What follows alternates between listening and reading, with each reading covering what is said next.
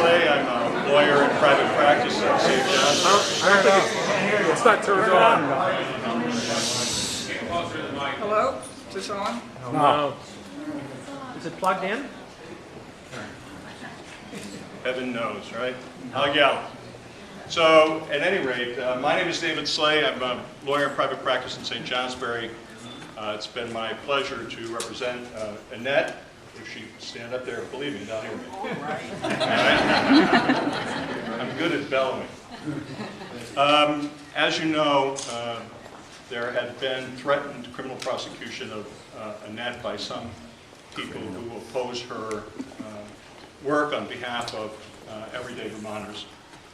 I just got off the phone 10 minutes ago with John Treadwell from the Attorney General's office, who told me that they'd completed the investigation and they would be pursuing no further action against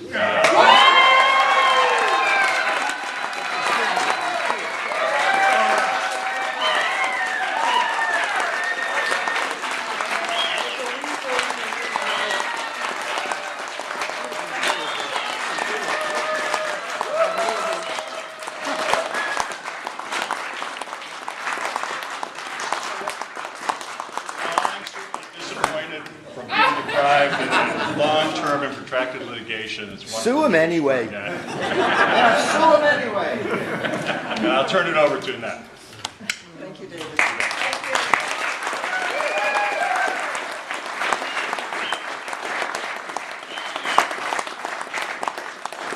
this has been an interesting almost 3 weeks since we were in this room on a Wednesday 3 weeks ago with a lot of towns and people asking for change so that the public can have the say in what goes on in our communities.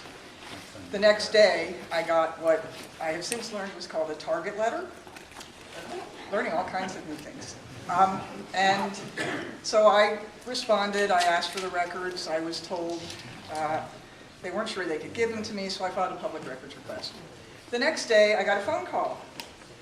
This is John Treadwell from the Attorney General's office responding to your public records request and would like to know, to discuss the scope of it.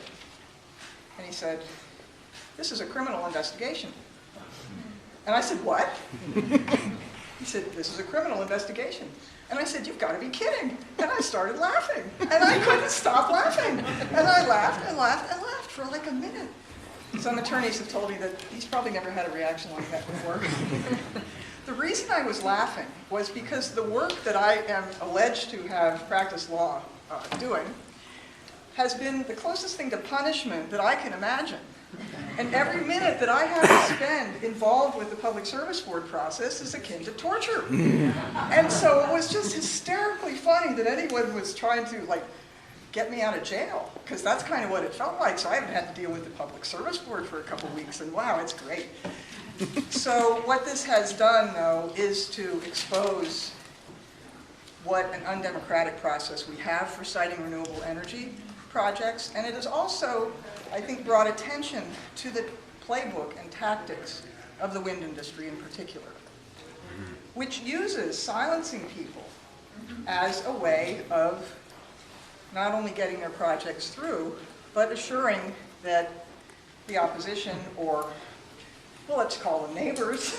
Let's stop calling people who oppose wind opposition people. I'm not anti-renewable. I live off grid with solar. I'm a proponent of renewable energy. I want to see us move forward in a constructive way. But we have Vermonters who have been silenced. Now I'd like to have Don and Shirley Nelson come up and just tell us what it's been like living next to the Lowell Wind Project for the last 10 years. Just come on up and tell us. Come on, Don. Can't tell you. Sorry.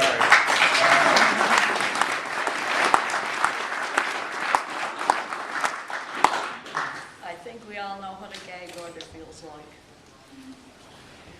Green Mountain Power, in order for the Nelsons to get free of their property and get their health recovered, are not allowed to talk about the Lowell Wind Project. They can't talk about the last 10 years of their lives. I call on Green Mountain Power to drop the Lowell Wind Project gag order on the Nelsons.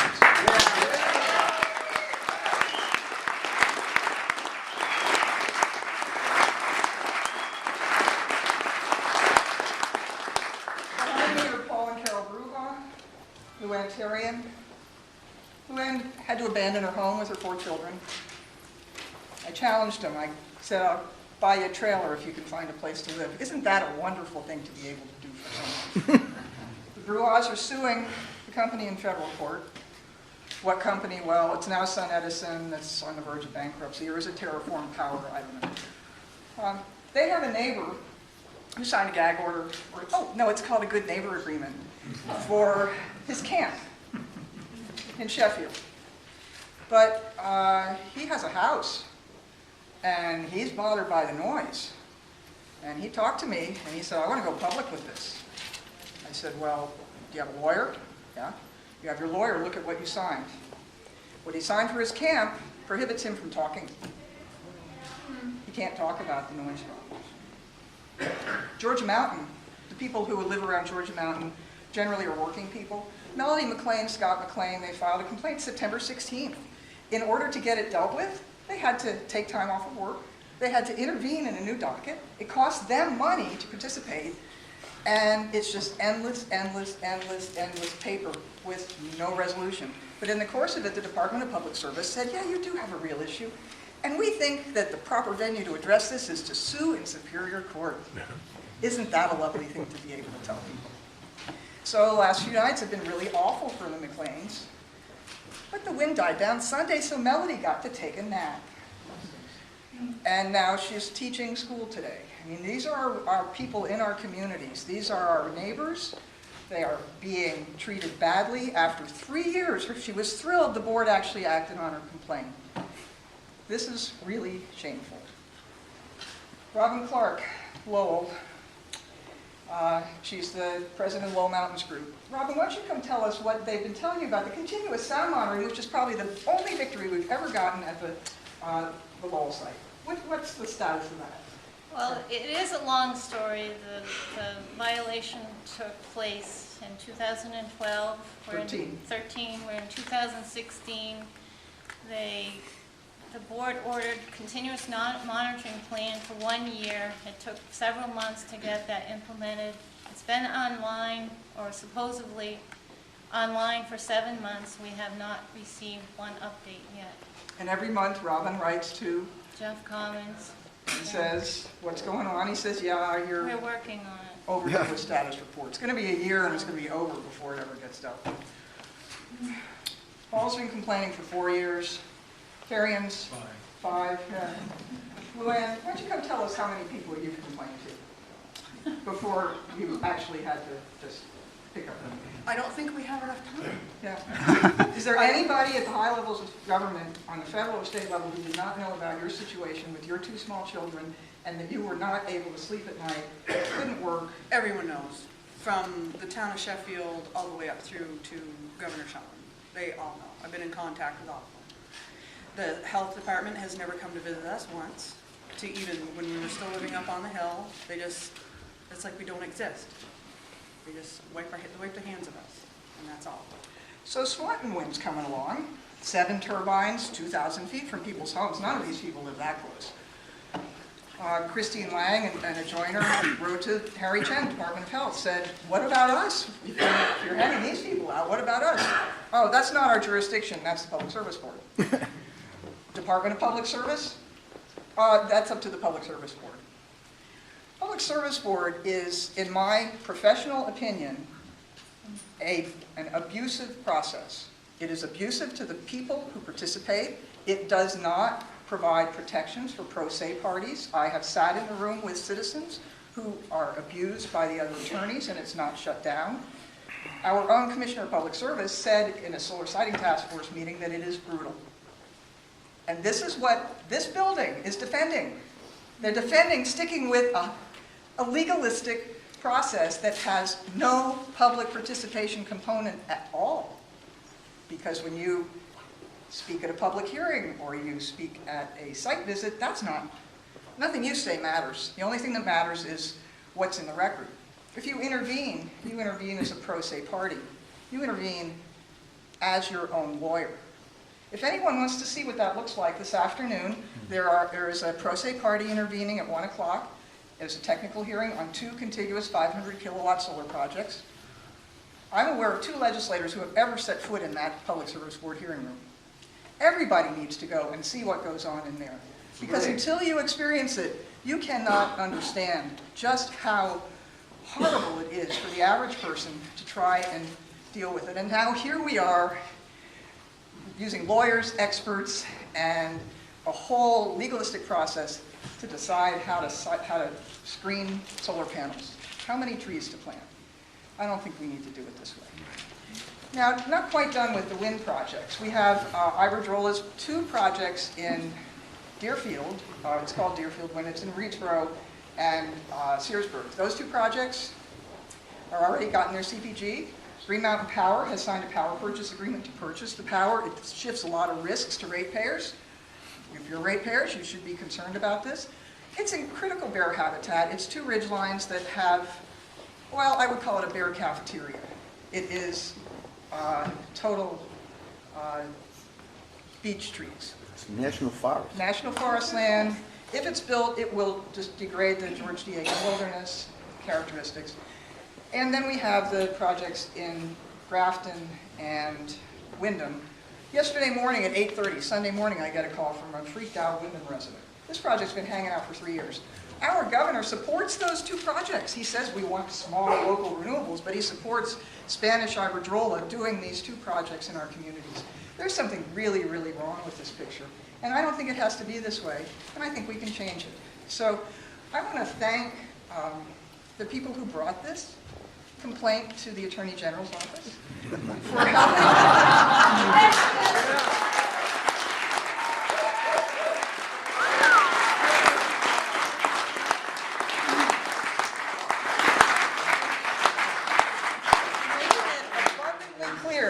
That the Public Service Board process is a legal process and that there is no public participation component. And I want to thank the Attorney General's office, too, for following up on it and giving me this opportunity to speak to you all and to the people of Vermont to say we can work together to cite renewable energy. We don't have to fight over this. We don't need lawyers to figure out how to build our energy future together. But the people in this building need to hear that message loud and clear, and they're still not listening. And I also want to thank very much my attorney, my criminal defense attorney. 3 words I never expected to use, certainly not in the context of the work that I've been doing with Vermonters for a Clean Environment for the last 16 years. And with so many of you, that's the best part of the work is we the people, and we the people will change the system for the better. Thank you.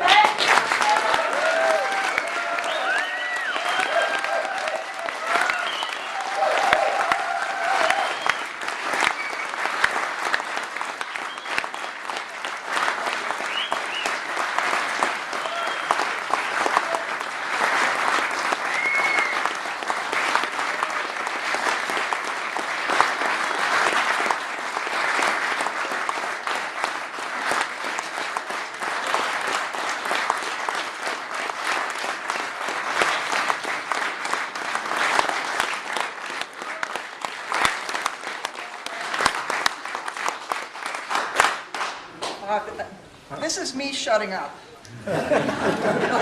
Vermonters for a Clean Environment will continue to do this work. I will continue to do this work. We may be considering further legal action. Yes. We're considering that.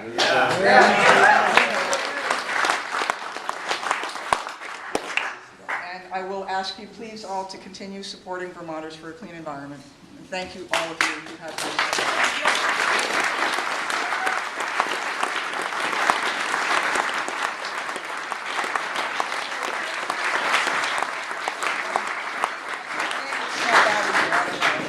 Annette, what kind of legal action are you contemplating? Well, this has raised a lot of questions for a lot of people in the legal community, too, about what constitutes the UPL, another acronym I learned, beyond the practice of law, unlicensed practice of law. The thing that I think struck everyone as a surprise was the target letter saying that includes the preparation of documents. So what does that mean? And so the legal angle that we're discussing is to try and get some clarification through the court system, at least to say that what I'm doing is okay. So since I'm not a lawyer, I can't answer that question.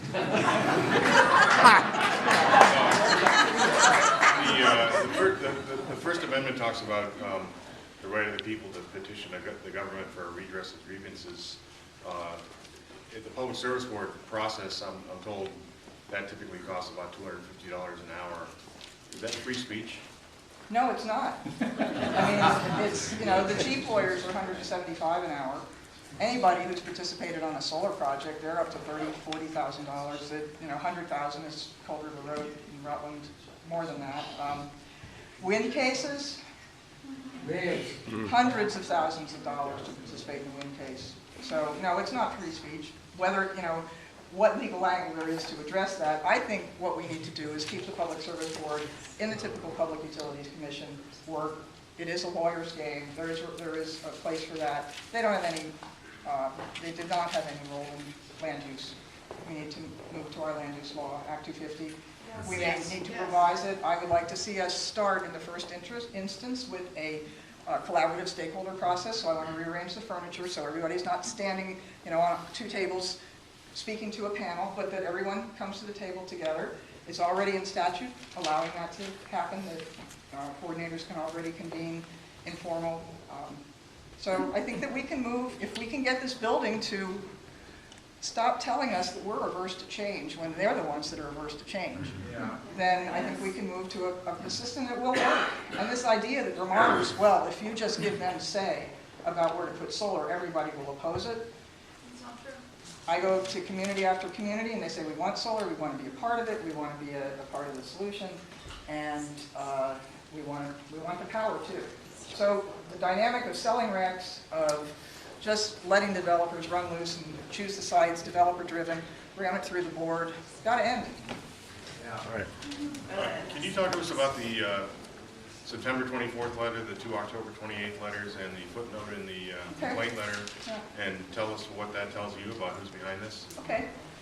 I first got a letter, you have the date, September 24th. I received it actually on September 26th. It was a certified letter, and I wasn't home because I was at ISO New England that day. Come home to the certified letter from law firm Dinsey, Knapp & McAndrew, signed by Richie Berger, says, I represent David Blittersdorf, and proceeds to tell me that anybody that I associate with cannot go on David Blittersdorf's property. So all of you guys, you know, don't go walking in 5 towns where David might have been.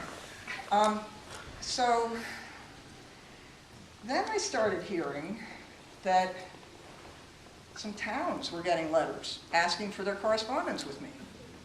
I first heard about it in Morgan, then I heard about it in Irisburg, and then a very odd subpoena came to a citizen having to do with the Swanton Wind Project. And again, it was just very odd, and it was all looking for correspondence with me. And so we were saying, what is this about? And I'm like, I don't know.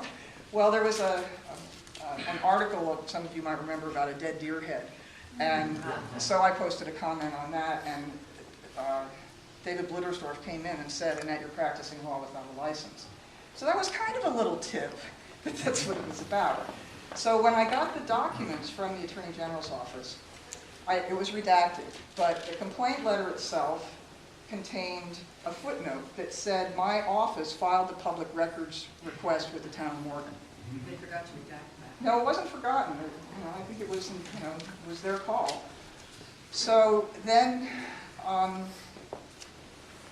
that showed, and those letters came from Dinsey, Knapp & McAndrew, but a different attorney, Justin Barnard. And so then the question was, well, it's pretty clear, even though it was redacted, you could see the stationery, the header would fit. One of the attorneys indents, the other doesn't. One of them says sincerely, one says yours very truly. The one that doesn't indent and the one that says yours very truly is the one that sent the complaint letter, and that's the same one that sent me the letter saying I represent David Blittersdorf. Now I will say that there is a tremendous reluctance to name names on the part of a lot of people because nobody wants to get sued. You know, I'm not calling anybody out for doing this. I am answering your question about how you connect the dots. But I'm also aware that there is probably more to this than that. And I'm very curious why the Attorney General's office ever gave this legs. To me, that's one of the biggest questions here, is why it ever got out. Money, follow the money. Yeah, money. As you follow, there was a tremendous amount of editorials supporting you for the past 3 weeks. Right? It was overwhelming. Do you believe that with the dropping of this investigation now, the real reason behind doing this is to stop this from hitting the media and just put it back to where it was Well, I before? think they dropped it because it's kind of an embarrassment at this point. I mean, how many people have had 4 major newspapers print editorials Right. supporting them in Vermont in 1 week? So they hope that dropping this will just also drop the matter. It will, but And it how does do we not. keep- How do we keep It this does matter not stop alive? someone else from making the same allegation about work that I might do helping citizens at the PSB. It does Or not anybody end, else. it does not clarify, or anybody else, it does not end the topic that is apparently the discussion of the legal community in Vermont, which is, what does it mean, this preparation of documents? I mean, lots of people help people prepare legal documents, far more than I ever had. I mean, this is why it's so absurd that anybody called me out for doing something like this, because I have not done, and there's a sort of a little, I think I've seen some misunderstanding about my role. I do not represent anybody, I don't talk to the board, I don't, I don't put in a motion to intervene. I am simply helping citizens struggle through what is an absurd process. Just if you want to comment on a 150 kilowatt project in your community, you have to file 5 documents. And at the time that people are finally ready to file them, I say, I'm really sorry. I'm so sorry, this is so absurd, but this is the process. And then I ask them, could you have done this without me? And none of them could ever have done it without my help. You don't even have to be a lawyer to do what you do. Doesn't matter. But it has raised a lot of questions about what constitutes the preparation of documents. And so I guess we'll just have to keep going and figure out how to get this clarified in a way that doesn't take me away from doing my work. Because that's what I'm focused on, is making progress, moving forward, and helping make change so that we can all do this energy business a whole lot better. So any other questions? Kim? Annette, now that the DA decided, AG. or AG decided to make the right decision, will you be able to request the documents that are not, Yes, my attorney will take care of that. I mean, so we will see the original We will documents? ask. I will say that every single lawyer who, and I have had a tremendous amount of support from the legal community, and I want to thank them, every single lawyer has told me that I would not get that complaint. And the only person who told me that I would was Alan Gilbert, who's not a lawyer with the ACLU. So Alan was right, and I'm glad that you were right, but in terms of getting the non-redacted documents, we'll see what comes out. Because I think, and I probably everybody in this room would agree with me that connecting the dots is very, very important for this institution here that's supposed to be representing the citizens of Vermont in democracy. Well, I knew what happened today, and by the way, the other thing that happened today was that Green Mountain Power's attorney, Jeffrey Bem, sent a letter to the Attorney General's office this morning. It's posted on my attorney's website, and they are saying they will have nothing to do with this investigation of me. And that preceded the Attorney General's criminal You're going to division. be able to find out who complained. I believe that will come through in the documents. I mean, it's no real secret to me. But it seems to be a secret to many of our legislators. Well, it's also really interesting to realize that this is not the end at all. This is the beginning. Okay. We have had way, way too much secrecy around this energy business. These companies are coming in and they are making huge profits and leaving very little behind. We need far more transparency. We need transparent sound monitoring around all.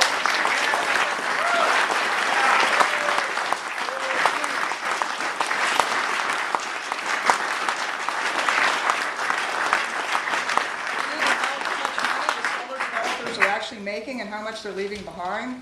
We need to be a part of this energy revolution and not be pushed aside and be told that we can't have anything to do with it because we're, I don't know, stupid, dumb, cave people, Collateral damage.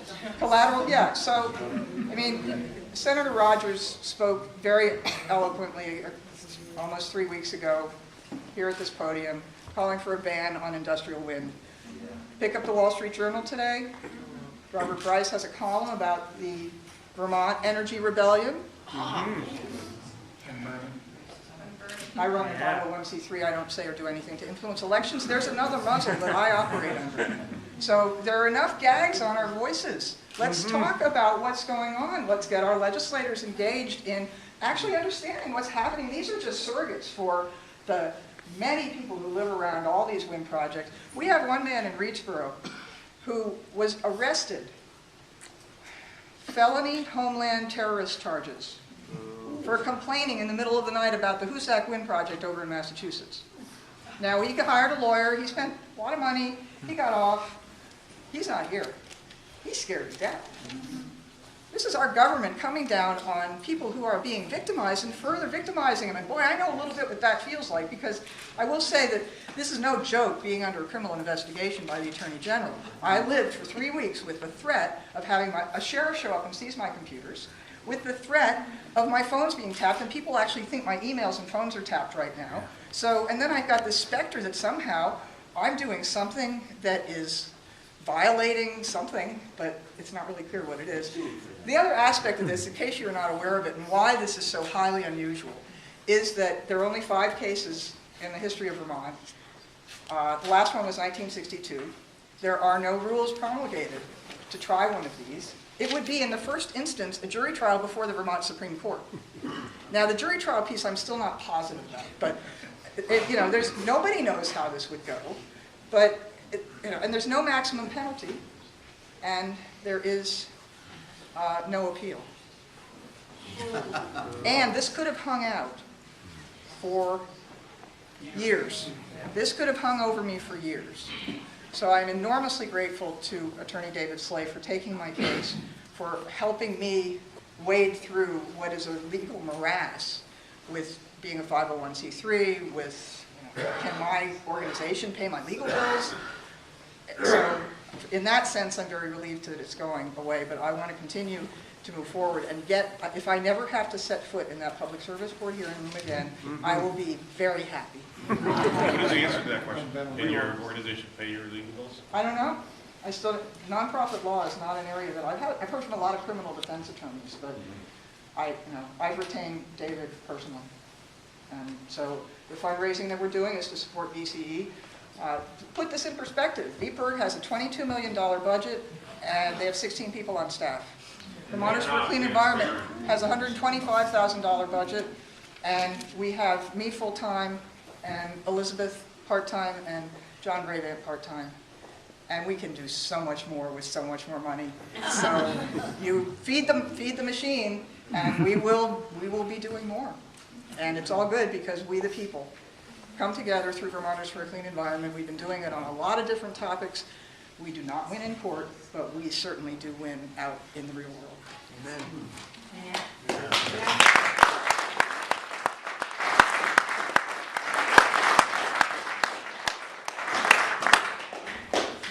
My question is, just to raise it in this perfect crowd, do we know why hydro has gone off the list?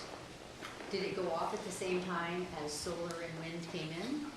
I lived in Swanton with a power plant that gave me cheap electricity. Well, it's a I longer wonder where question. it went. Yeah, it's a longer answer than I can give you, but it's not off the list. But look, where's the money? Follow the money. The money is in developing solar and wind. It's enriching the 1%. All these projects, the way they're financed is through the investment tax credit, which then the solar projects, which require, let's say you have $1 million tax bill.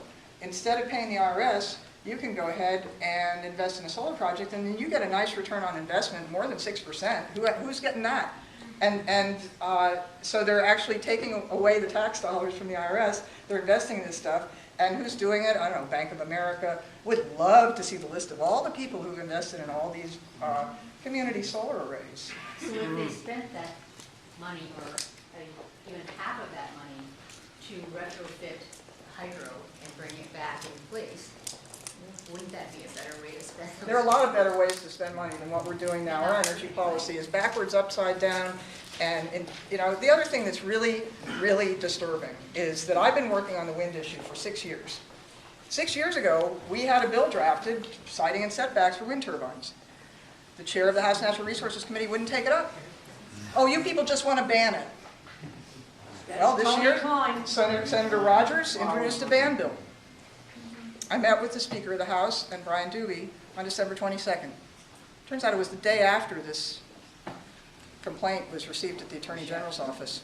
My sole purpose was to say, how are we going to move forward? And he said, we're not. I put these bills in front of him. I said, look, we don't care which conversation we have. We just want to have the conversation. I'm told we're not. Not a good year to do it. No. Election year. Get all tied up in elections. Well, you think it's gotten tied up in elections yet?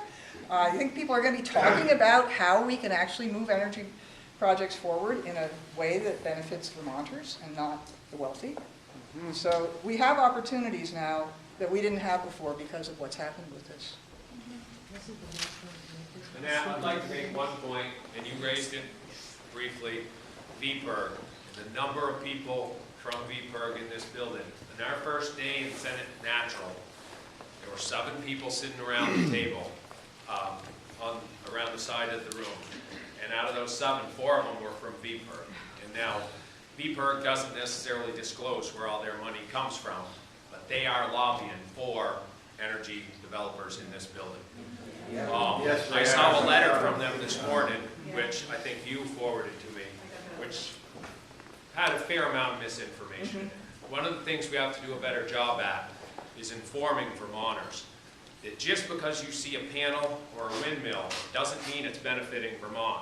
If the RECs are being sold out of state and the money is going to the millionaire class and rich corporations, it's not benefiting Vermont. And we need to make sure to impress that on all Vermonters. You cannot look at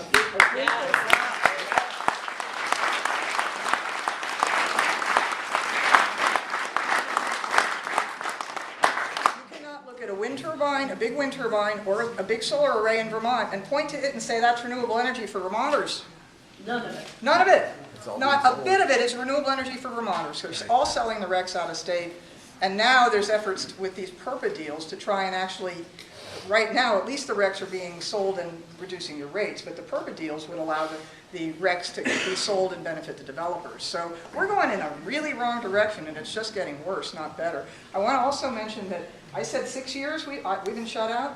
Well, I talked to Jim and Sandy Wilbur the other day, and they started testifying in the House Natural Resources Committee in 2004. When Robert Dostis, who's now at GMP, was chair, and when Tony Klein was on the committee. They remember Tony Klein as being rude to them. Now think about this. 12 years, Vermonters have been coming into this building giving good testimony about the issues, and on the House side, we have been completely shut out. Corruption. We at least are being heard in the Senate now. And last year, I don't know if anybody saw what happened with the solar, some setbacks and things. That happened in the last 3 days of the session. It didn't come about because of committee hearings or anything. Last 3 days of the session. It came about because of myself and Senator Campbell. I will give him. He's the only person in leadership who has supported us at all. Yep. So a shout out Thank for you, Senator Senator Campbell.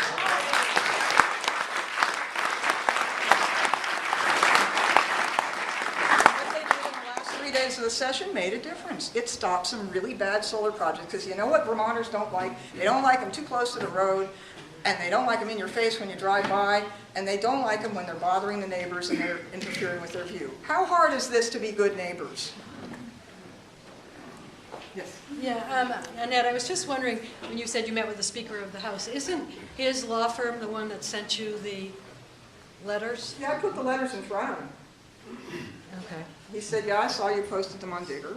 so that looks like a thought. And then he pushed them back at me, and that was, I said, your law firm is actually, so I don't, it gets messy. Yeah, not my fault. But I think I did the right thing. I saw where the pinch point was. I asked for a meeting. Brian Doobie was with me. I was very positive. I said we want to work on solutions. I'd never met the man before, and it was very sort of discouraging to be told that, no, we're not doing anything this year. And when you see what happened in this room 3 weeks ago, we have to do something. We have to do it this year, and we have to fix this problem. We have to do way more than provide a public assistance officer at the Public Service Board, which is currently where the discussion is in our Senate. And so we have a long way to go in terms of actually coming up with real solutions. And it's very clear, land use does not belong at the Public Service Board. And by the way, they're so backlogged that I'm watching all kinds of cases. The fifth case in the complaint that was filed was the town filed their public comment on September 30th. If anybody wants to say the system is working, are you kidding? I don't know why developers would even want it. They're so backlogged. So this is the right time to make a change, and it's the right time for all of you to get to all of your legislators, and especially the ones in Chittenden County, who continue to support all renewables anywhere. And let's be good neighbors, and let's get along with each other, and let's stop fighting. Brooke. Yes.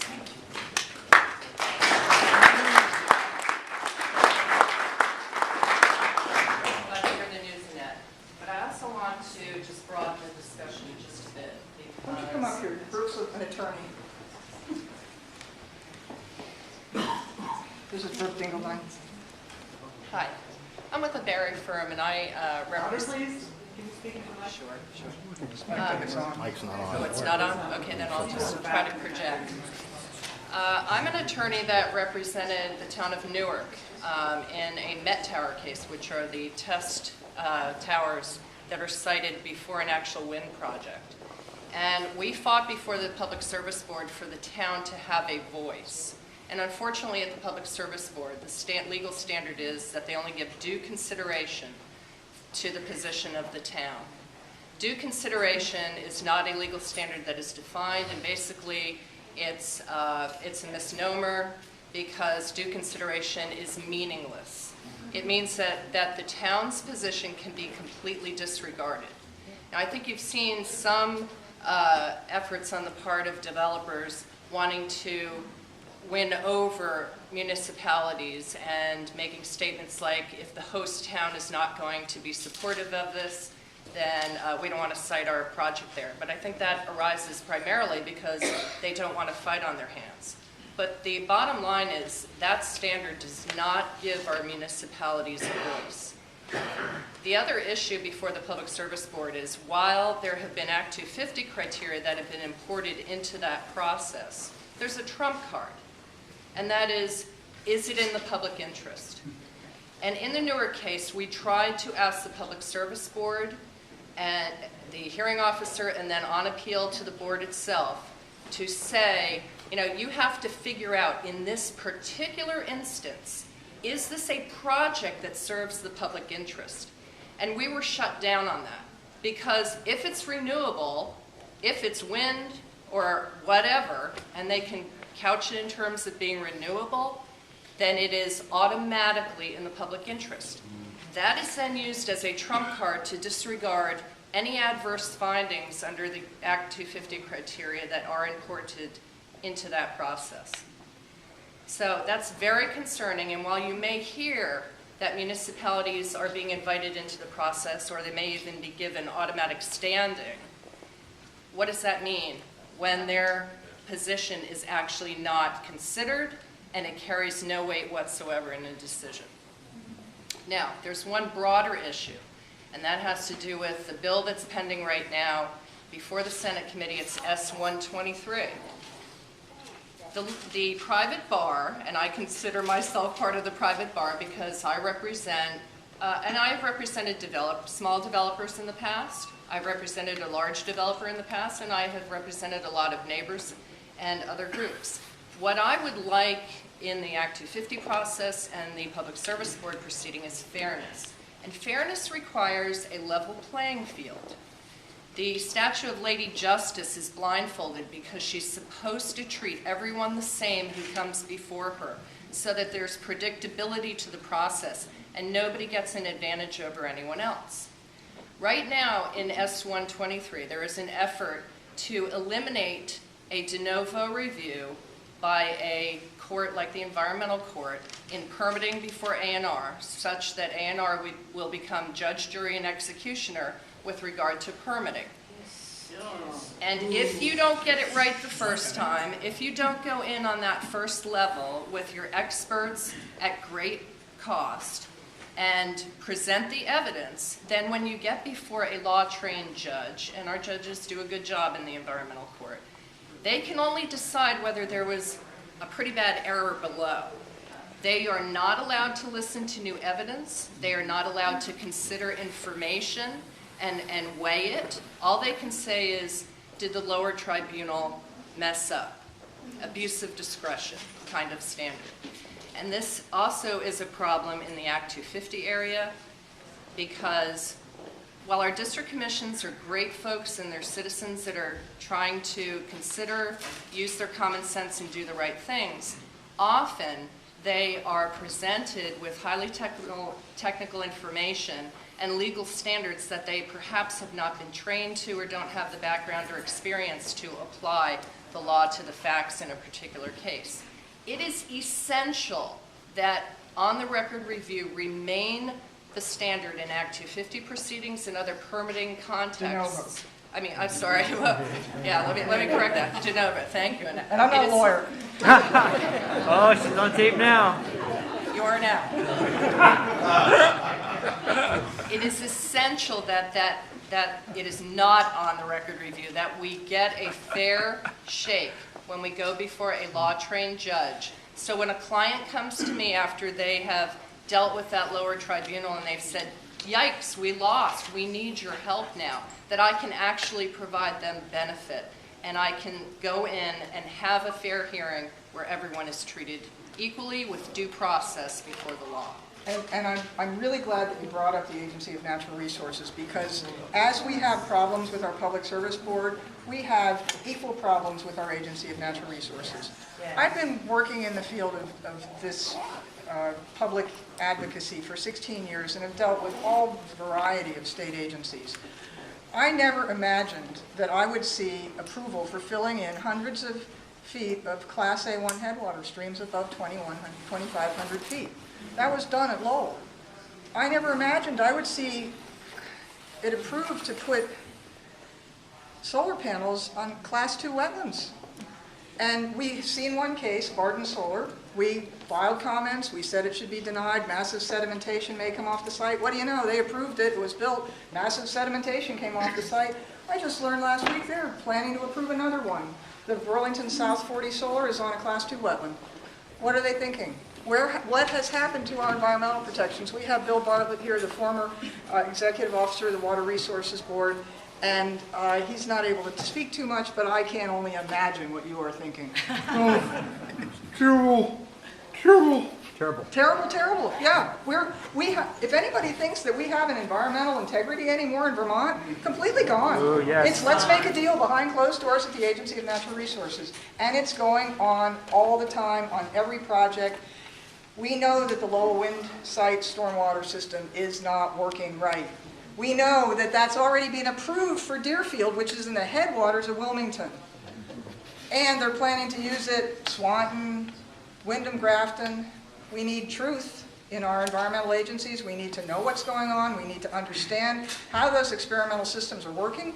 And we have been asking for years to get our experts up on the mountain to take a look, and we keep getting told. So again, I will call on Green Mountain Power to work with us to get our experts up on the mountain and to do an honest evaluation of whether or not these systems are working and whether or not they should be used anywhere else.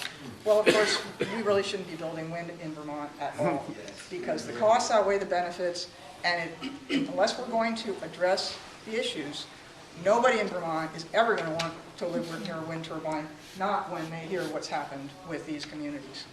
So I think we got a little, we can wrap up if you want. I was going to say on solar, you mentioned the wetlands. Has anybody ever punched up an MSDF sheet on solar panels? The toxins that can leach out of those panels, and it's detrimental to aquatic life, and it's very long lasting. Another sort of scandal of what's going on with our Agency of Natural Resources, and I will use the word scandal on this one, is that there are a lot of these proposals now right next to water bodies. Now, remember, we just passed a big water protection bill, and I get the bad cases. I don't get the good cases. So there's a lot of good solar development going on. I don't see those. I don't see the bad ones. And I see them next to a lake. I see them next to Lake Champlain. I see them next to Seymour Lake. If you want to put up a shed roof, you calculate the entire, a pull-up building, you calculate the entire volume of the shed roof as your stormwater runoff. But oh no, with solar panels, you only calculate the post that goes into the ground. This isn't science. This is voodoo. Let's get honest science going, and let's actually, so I'm sorry to have to say this, because I want to support our agency, but the systems that we are encountering now are broken. They are supporting industry. They're not supporting our environment or our people. Let's protect our environment and respect our communities. Right. Thank you.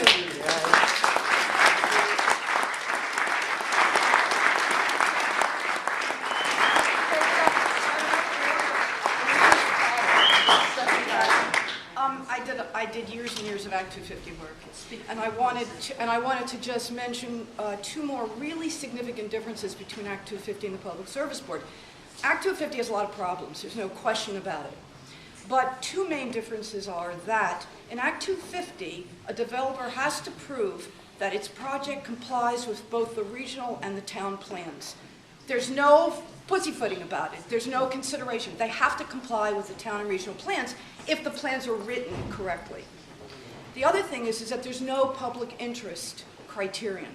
So in the Public Service Board, as Brooke was saying, you can prove that the bears are going to be destroyed, et cetera, and the Public Service Board always says, however, it's in the public good, for the public good, so they trump it. You don't have that in Act 250. There is not a public good or public interest. So if it doesn't comply with the town plan, the project is dead. If it doesn't comply with the other criteria, the project is dead or it needs to be mitigated. But in any event, there isn't this thing, if it's in the public good, then it's okay, even though it destroys everything else. It's a really important distinction. And that's why I strongly oppose the Public Service Board continuing to bring in more criteria from Act 250. It's useless. They don't know land use, they can't do it, plus they're always using the public good to trump anything else. It needs to get out of the Public Service Board, all land use stuff, towers, renewable energy, out of the Public Service Board to an existing program, which is Act 250, and then we need to improve Act 250. Yes. By the way, how does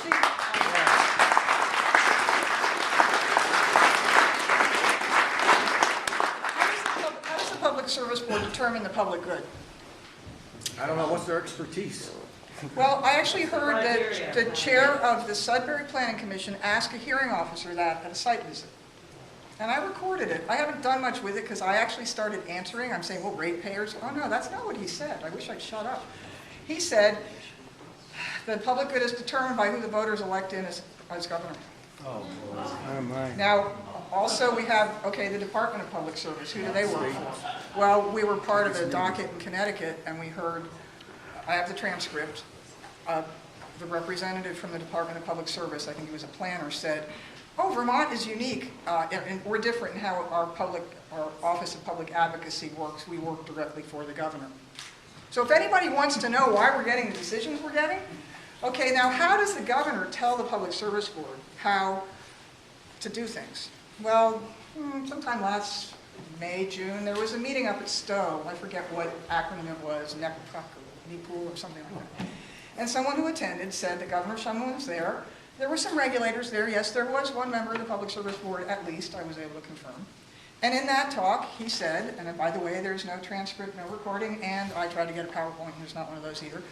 But I have it on, I would say, credible authority that he said that he supports wind turbines. It doesn't matter if they kill bats, because if we don't build wind turbines, it doesn't, we won't have any bats to kill anyway. And that he supports gas pipelines, unless where Vermont has to pay its 4% share of regional. So Okay, so we're seeing gas pipelines being approved. We'll keep seeing wind turbines being approved, because that's, and then there's this very funny little dance that goes on between the legislature who's saying to the board keeps saying, you told us to approve these things, so that's what we're doing. They say this in footnotes and things. So the legislature's had them in and said, well, would you please tell us what we can do to tell you to stop saying that? And they said no. So somebody's got to write language to tell the Public Service Board to stop doing what they're doing, and the legislators don't seem to know how to do it. So why don't we just stop this game and let's move to Act 250. Let's come up with a collaborative process, a community-based stakeholder process. I attended in 2011 a DOE-sponsored workshop for wind developers. There were 100 of us there, 30 wind developers. I sat at the table with First Wind and a lot of the developers. We were taught how to do mutual gains negotiations so that you're making better deals. We were taught how to address some of the issues like backs. We were taught, we got to do role play. I got to be a wind developer. That was really fun. And, I could talk to the governor sitting next to me and say, well, we have to save the planet. We're entitled. It's manifest destiny. We have to save the planet. That's what we're dealing with here. It's sort of a God complex. It's a religion. My religion is the earth, the people who live on it, and that we're good to each other. And I think we can move forward on a basis like that.